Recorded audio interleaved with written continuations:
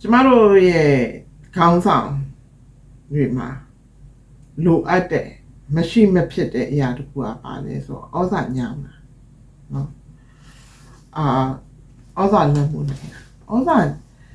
ညောင်းတယ်ဆိုတဲ့အခါမှာကိုကနော်ဒီအခွင့်အာဏာတကူနော်ဩဇာလွှမ်းမိုးမှုတရားကိုဘလို့အသုံးပြုရမလဲနော်တရားဘလို့အလုပ်လုပ်လဲနော်ဖျားသခင် godly man နဲ့နော်လူတော်နဲ့အညီဆိုတဲ့ဟာကိုကျမတို့တခြားဘယ်သူမှသွားမကြည့်ပဲနဲ့ဖျားသခင်ကိုယ်တိုင်ကရှင်ပေတရုကိုဘလို့သူပေါ်တော့သူဥဆောင်ပြီးတော့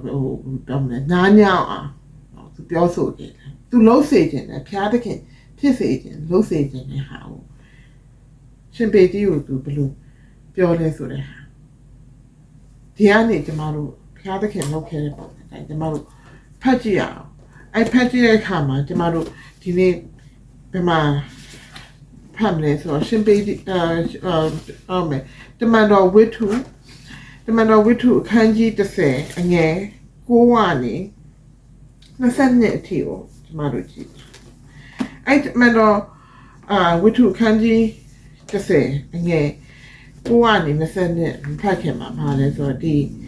ယောမနော် centurion ကိုနေလီကသူကဖျားကိုကိုးကွယ်တဲ့သူဖြစ်တော့ကိုနေလီကိုအငွေ့တမန်လာပြောတယ်နော်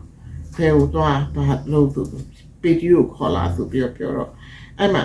အဲ့အချိန်မှာပေတရုကဆူတောင်းနေတယ်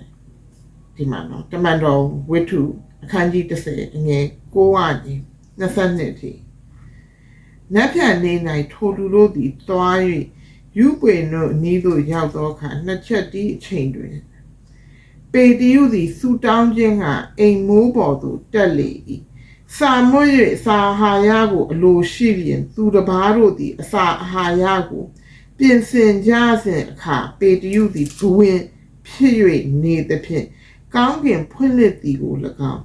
ခြုံတယ်ကဲ့သို့4000ချုပ်၍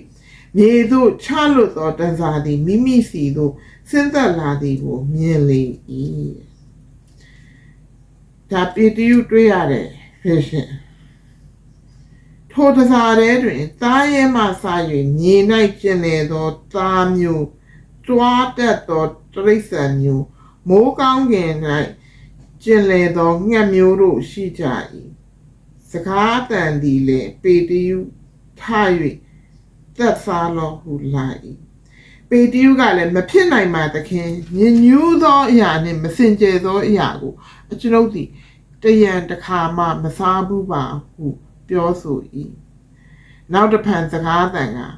ဖျားသခင်စင်ကြယ်စေတော်မူသောအရာကိုညညူးသည်ဟုမထင်နှင့်ဟုလာပြန်၏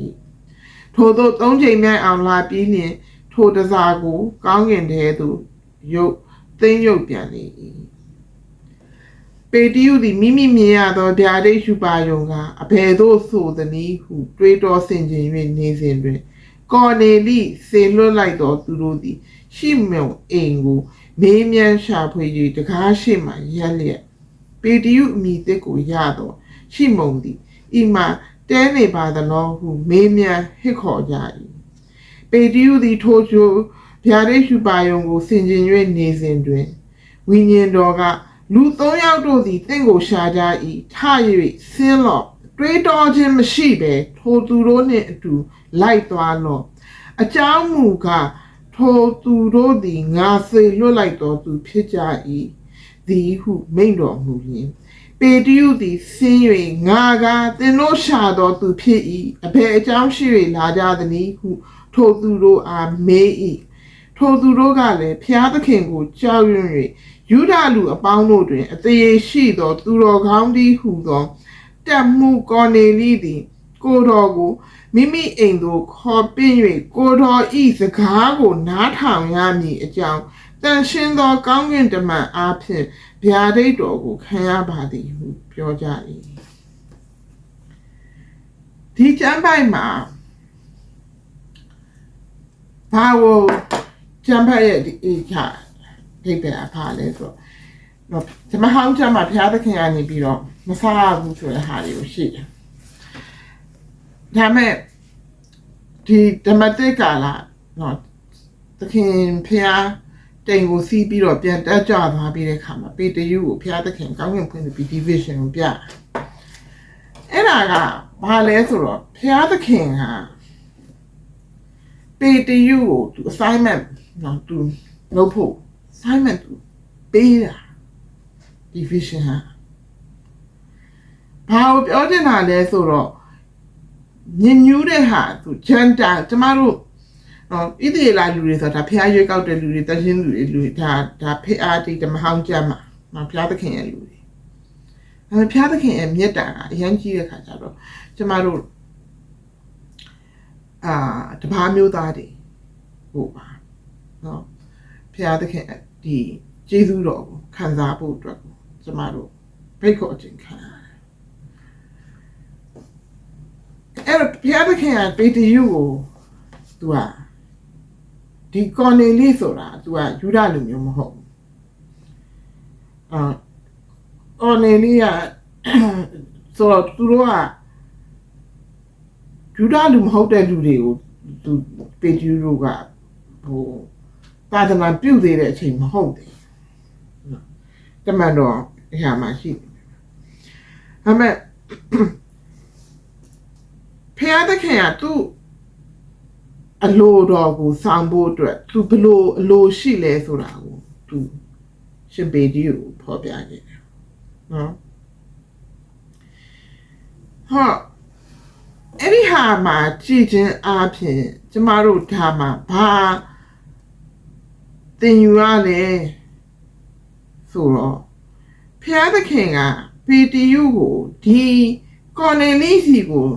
မသွားခင်မှာဒီယူပါယုံကိုဖွင့်ပြတာဘာလဲဆိုတော့ငါဖန်ဆင်းထားတယ်နော်ဖျားသခင်စင်ကြယ်မိသောအရာကိုညဉ့်ညူးသည်ဟုမထင်နေလာပြန်နေတဲ့နော်ဖျားသခင်စင်ကြယ်စေတဲ့အရာဖျားသခင်ကအားလုံးကျမတို့ဘုန်းစည်းစဉ်နော်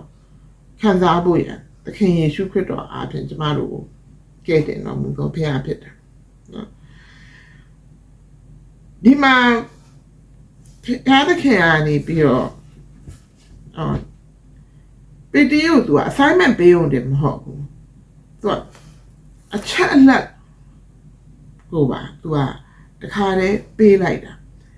ဒီယူပါယုံဖွင့်ပြတယ်ပြီးလည်းပြီးတော့ဝိညာဉ်တော်အနေပြီးအခုလာတဲ့သူတွေနောက်ကိုလိုက်သွားဆိုတဲ့ဟာကိုသူကတခါတည်းဝိညာဉ်တော်ကနေပြီးတော့ပြောပြတယ်ဖျားသခင်ကအရင်တော့လည်းစကားပြောသလိုအခုလည်းစကားပြောတယ်ကျမအသက်တာမှာဖျားသခင်ကျမကိုစကားပြောတာကျမခဏခဏမြဲတမ်းဒီပါကြုံရတယ်အော်ဒီကိုစကားတိုင်နေလားမဟုတ်ဘူးကျမကိုသူဒီပေးတယ်ဒိန်ကလေးတော့မင်းနေအားရှိလို့ရှင်ကျမသိလိုက်ဟိုပေတရုဝိညာဉ်တော်အလားလေဆိုတာဒါဖျားသခင်သူ့ကိုအလတ်တစ်ခုခုလုံးလိုက်တာတော့ဒီယူပါယုံနဲ့တူတူဟောလောကမှာနော်ဩဇာအာဏာညောင်းတဲ့လူပါဝါရှိရနော်တကူအာဏာကြီးရဲ့လူတွေမှာအချက်5ချက်ရှိနော်မျိုးနဲ့5 point အဲ့ဘာလဲဆိုဆုလက်ပေးတဲ့နီးနဲ့နော်လွန်မိုးတယ်နော်အချို့ကလည်းအကြက်ကင်တဲ့နီးနဲ့လွန်မိုးထားရှိတယ်နော်တွေ့နောက်တော့ကျွမ်းကျင်မှုနော်ကျွမ်းကျင်မှုဆိုင်ရာနဲ့ဒါလွန်မိုးနိုင်တာရှိတယ်တချို့ကကြတယ်ညွန်ပေးရပေါ့သူလွန်မိုးကသူကမကောင်းပြောလို့ရှိရင်တဲ့မလားတစ်ဖက်ကိုယ့်ရဲ့ဟိုဘယ်လိုပြောမလဲအာနာကိုဩဇာအာနာရှိတဲ့ဟာကိုတုံးပြီးလူတွေကို influence လုပ်တာနော်နောက်တစ်ခုကတရားဝင်နော်အာနာဒါဒီလိုဟိုဘုရားပေါင်းနေရပေါ့နော်အဲ့လိုမျိုးဒါပေမဲ့ဖျားသခင် လွှမ်းမိုးနော်ကိုကိုဩဇာပေးပြီးတော့သိခိုင်းပြီးလွှမ်းမိုးဆိုဘုရားသခင်အားလေဟုတ်ကဲ့ကျမတို့ဘက်ကယုံကြည်ခြင်းနဲ့လည်းသွားလို့တကယ်ဘုရားသခင်ကကျမတို့အမြဲတမ်း information လေးတွေနေကြိုပြီးတော့အမြဲတမ်းပေးထားတယ်ကျမရဲ့အသက်တာမှာဒါကျမတကယ်ကြုံတွေ့ခဲ့ရတာဆုတောင်းမှာရရကိုအနံမှာနောက်ကပတ်တော်ကိုနေစဉ်ဖတ်ရှုပေးပါဖျားသခင်စကားမပြောဘဲနဲ့နေဖို့မနေဒါကြောင့်မလို့ကျမတို့တွေရတယ်နော်ဒါဘယ်လိုသူဖျားသခင်ကပေတယူကိုနော် information နဲ့ကိုအတူတူဖျားသခင်ကသူနော်မိတ်ပေးခဲ့တယ်ပေတယူကလောက်ကိုလောက်တယ်ဘာလို့ဖျားသခင်ရှိရလာမှန်းသူသိဖျားဘာလို့လဲယုံကြည်လို့ချစ်ချင်းမြတ်တာနော်ဆိုကျမတို့ခေါင်းဆောင်နေအနေနဲ့ဆိုတော့ကျမတို့ဘယ်လိုလုပ်ခေါင်းဆောင်တယောက်ကငါပြောလို့လုပ်ရတယ်လို့ဆိုတဲ့ခေါင်းဆောင်တယောက်ကနောက်ကိုလိုက်နေရတာလောက်ကင်ပေးရတယ်တပည့်နေရလုပ်ပေးတာတဲ့ကိုကနေပြီးတော့ကိုရဲ့ခါရင်တော့ပြောတယ်ကိုရဲ့ယူပါယုံကိုနော်တည်တည်ချာချာနော်ပြောဆိုနော်ဆက်သွယ်ပြောဆိုထားပြီးတော့လိုအပ်တဲ့နော်ချက်လက်ပြေစုံနဲ့ဒါကဒီလိုဖြစ်လို့ရှိရင်နော်ဒီလိုကောင်းလို့ရှိရင်ဒီလိုခြေနေကိုရောက်မယ်ဒီလိုအောင်မြင်မယ်ဆိုပြီးတော့ဥဆောင်သွားတဲ့နော်ဩဇာပေးနိုင်တယ်မိတ်ဆွေတင်ဘလို့ခေါင်းဆောင်မျိုးဖြစ်ချင်ကိုယ့်ရဲ့စောစောကပြောတဲ့5မျိုးတဲ့ဟာကိုသုံးပြီးတော့ဥဆောင်နေသူလုံးမလားတကယ်အသက်တာမှာအရေးကြီးဆုံးပါလေသို့သောဖျားသခင်ပေတရုကိုဒီခိုင်းလို့ဘာဖြစ်လို့လုပ်ရလဲအကျိုးအကြောင်းနဲ့ရှင်းတင်ပြီးတော့ဒါကြောင့်မလို့လဲဆိုကိုကလွှမ်းမိုးနိုင်ဘာဖြစ်လို့လဲဆိုကိုမှ solid အကြောင်းရှိဖျားသခင်ဆိုရှင်လေကျမတို့ဒီဓမ္မဟောင်းကျမ်းထဲမှာအောင်လို့တွေ့လာဖျားသခင်ကနော်လူတွေရဲ့ဆူတောင်းခံတာလူတွေနဲ့အင်းနေဖျားသခင်ကနေပြီးတော့မိကွန်းထုတ်တယ်နော်ဖျားသခင်ကိုမိကွန်းထုတ်တာဖျားသခင်ပြန်ဖြေခဲ့တယ်နော်ဖျားသခင်နဲ့အိမ်ရင်းနဲ့သူရှိတယ်နော်အမျိုးရှိခဲ့တယ်ဒီဓမ္မဟောင်းကနေနော်တော့ကဘာဦးကျမ်းနေစပြီးဟိုးဖျားတဲ့ကျမ်းအတွဲမှာနော်ဖျားသခင်ဒီကျမ်းစာတစ်ခုလုံးမှာနော်ဖျားသခင်ကရှင်းပြထားတယ်သိယုံတယ်မဟုတ်ဘူးနော်ဖျားသခင်ကရှင်းပြထားတယ်ဥမာမောရှေကနေနော်ပညာတော်တွေပေးပြီးတော့ဘယ်သူတွေတယောက်နဲ့တယောက်နော်စီးပွားရေးလုပ်လို့ရှိရင်ဘယ်လိုလုပ်ရမလဲနော်လူမှုရေးပြဿနာဘယ်လိုဖြေရှင်းရမလဲစီးပွားရေးကြောင့်ဖြစ်တဲ့ပြဿနာဘယ်လိုဖြေရှင်းရမလဲနော်ဒါတွေအကုန်လုံးဘယ်လိုလုပ်ရမလဲဆိုတဲ့ဟာတွေကိုပြောထားရင်ဘုရားသခင်ဒါလုပ်ရမယ်ဆိုပြီးတော့အမိန့်ပေးုံတယ်မဟုတ်ဘူးဒါလုပ်လို့ရှိရင်ဘယ်လိုထောက်တာကိုလုပ်ရမယ်လိုမလုပ်လို့ရှိရင် consequences ကဘယ်လိုဖြစ်မလဲဆိုတာတေချာရှင်းပြပြီးသားအဲဒါကြောင့်သင်ကြားပေး teaching နော်ရှင်းပြပေးတယ်နော်ဆွေးနွေးအားလည်းရှိတယ်ဟုတ်ပြီလားနော်ညင်းတာနော်ကျမ်းစာမှာညင်းခုန်နေလည်းရှိတယ်နော်မိဘမေးတာအဖြေပေးတာနော်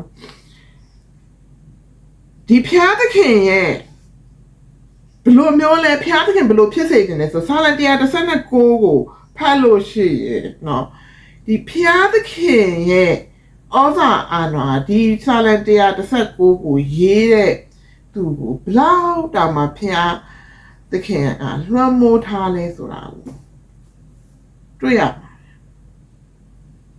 ဒီမှာဖတ်အဲ့ဆာလတရားတစ်ဆက်ကိုဖတ်ကြည့်ရှိလို့ရှိတယ်ဒါပေမဲ့အရန်ကောင်းတယ်အရန်ကောင်းတယ်နေတိုင်းဒီမှာနေတိုင်းတုတ်တန်ကြတနေ့တကြမ်းနဲ့30တကြမ်းရှိတာတနေ့တကြမ်းနဲ့ပြီးလို့ရှိရင်ခရစ်ဝင်ကြမ်းနော် gospel တနေ့တကြမ်းဖတ်ပြီးဆာလံကြမ်းတနေ့တကြမ်းဖတ်ဒါအစမှာကျမ်းစာဖတ်တယ်လောက်မှမကြောက်ဘူးဒါပေမဲ့အဲ့ဒါတွေကိုအကုန်လုံး deeply study လုပ်လို့ရှိရင်တော့တစ်ပိုက်ကနိုင်နေချီပြီးကြာသွားနိုင်တယ်ဒါပေမဲ့ဖတ်သွားပြီကျွန်မဆိုရင်တော့prophet ဘာလဲတုတ်တန်ကြအောင်ကျွန်မနေ့တကြမ်းရအောင်စူးစမ်းပြီးတော့ဖတ်တာဒီနေ့တုတ်တန်ကြမ်းနေရှိရက်ဆိုရင်တုတ်တန်ကြမ်းမှာရှစ်အဲ့တုတ်တန်ကြမ်းခန်းကြီးရှင်းတယ်လေကျွန်မဖျားတဲ့ကိစ္စကပြောဒီနေ့ကြာကျွန်မတက်သေးဒါမဲ့အကုန်လုံးချုပ်ပြီးပြောချင်တာတော့ပါလေဆိုကိုကနေပြီးတော့နော်ကိုမှတကူအာနာနော်ဩဇာအာလမုန်နိုင်ဘူးနော်ဩဇာညောင်းလို့ကိုကဒါကိုနဲ့ကိုကဩဇာညောင်းပြီးတော့ကိုကဥဆောင်နေတယ်ဆိုလို့ရှိရင်ဒီဖျားသခင်ထက်ထားတယ်ဖျားသခင်မျိုးအချက်အလက်